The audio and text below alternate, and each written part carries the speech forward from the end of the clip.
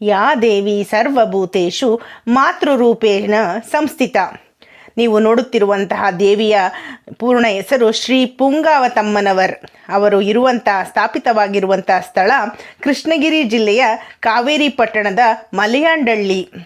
ತಾಯಿ ಸುಮಾರು 200 ವರ್ಷಗಳ ಕೆಳಗೆ ಇಲ್ಲಿ ಸ್ಥಾಪಿತವಾಗಿದ್ದು ಅನಂತ ಮಹಿಮೆಯನ್ನು ನಡೆಸುತ್ತಿದ್ದಾಳೆ. ಶ್ರೀ ಅಂಗಾಲ ಪರಮೇಶ್ವರಿಯ ಅಪಾರಾವತಾರ ಎಂದು ಭಕ್ತರು ನಂಬಿದ್ದಾರೆ.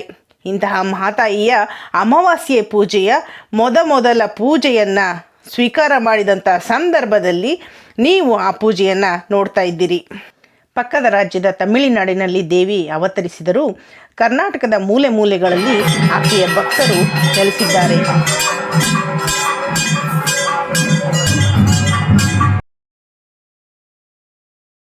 ಪ್ರತಿ ಅಮಾವಾಸ್ಯೆಯಲ್ಲಿಯೂ ಸಹ ವಿಶೇಷ ಅಲಂಕಾರವನ್ನು ನಡೆಸಿಕೊಳ್ಳುವ ತಾಯಿ ಯುಗಾದಿ ಅಮಾವಾಸ್ಯೆಯಲ್ಲಿ ಅದರಲ್ಲೂ ಬಹಳ ವಿಶೇಷವಾಗಿ ದರ್ಶನವನ್ನು ಕೊಡ್ತಾರೆ. ಅವರ ಅಲಂಕಾರವನ್ನು ನೋಡಿ ಬಹಳ ಒಂದು ಅದ್ಭುತವಾದಂಥ ಅನುಭವ ಆಗೋದನ್ನ ನೀವು ಕಾಣ್ಬೋದು.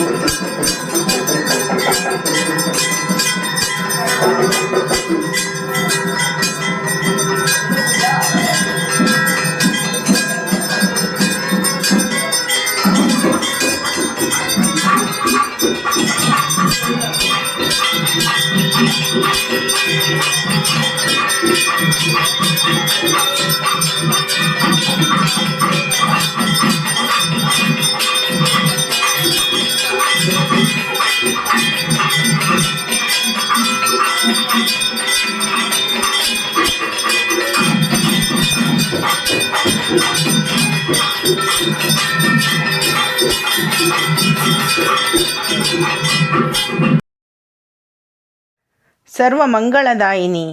ಆಕೆಯನ್ನು ಹೇಗೆ ಪೂಜಿಸಿದರೂ ಸಹ ಸಂಭ್ರಮ, ಹೇಗೆ ನೋಡಿದರೂ ಸಹ ಒಂದು ಆತ್ಮತೃಪ್ತಿ ನಮಗೆ ಅಂದರೆ ಭಕ್ತರಿಗೆ ಲಭಿಸುವುದನ್ನು ನಾವು ಕಾಣಬಹುದಾಗಿದೆ.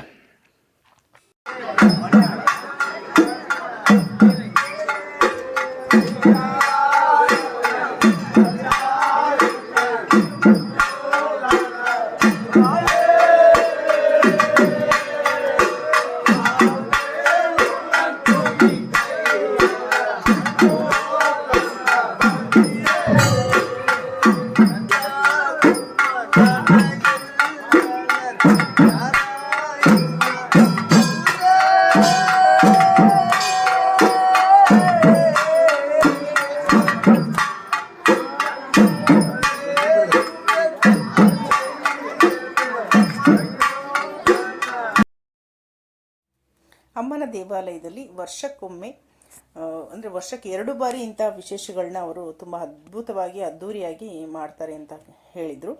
ಇಂಥ ಅನೇಕ ವಿಶೇಷಗಳು ಇಲ್ಲಿ ನಡೆಯುತ್ತಾ ಇರುತ್ತೆ.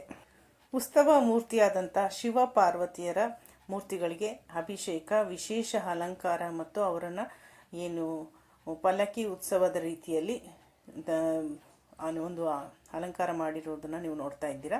ಈ ಒಂದು ಪಲ್ಲಕ್ಕಿ ಉತ್ಸವವನ್ನು ದೇವಾಲಯದ ಸುತ್ತ 3 ಬಾರಿ ಕರ್ಪೂರ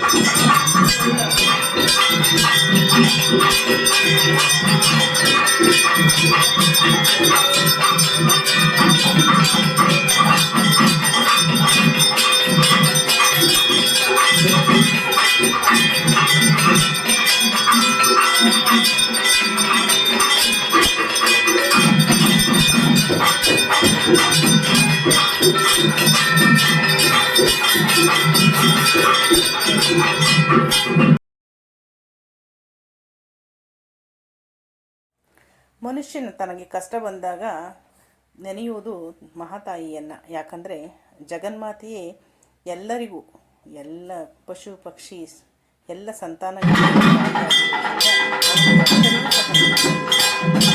ಒಂದು ಮಕ್ಕಳನ್ನು ಕಾಪಾಡ್ತಾಳೆ. ತಾಯಿಯ ವಾಹನ ಬಸವೇಶ್ವರರಿಗೆ ಬೆಳ್ಳಿಯ ಒಂದು ಅಲಂಕಾರವನ್ನು ನಾವು ನೋಡ್ತಾ ಇದ್ದೇವೆ. ಇದು ಹೊಸದಾಗಿ ಅವರಿಗೆ ಮಾಡಿರುವಂತಹ ಒಂದು ವಿಶೇಷ ಆಭರಣ.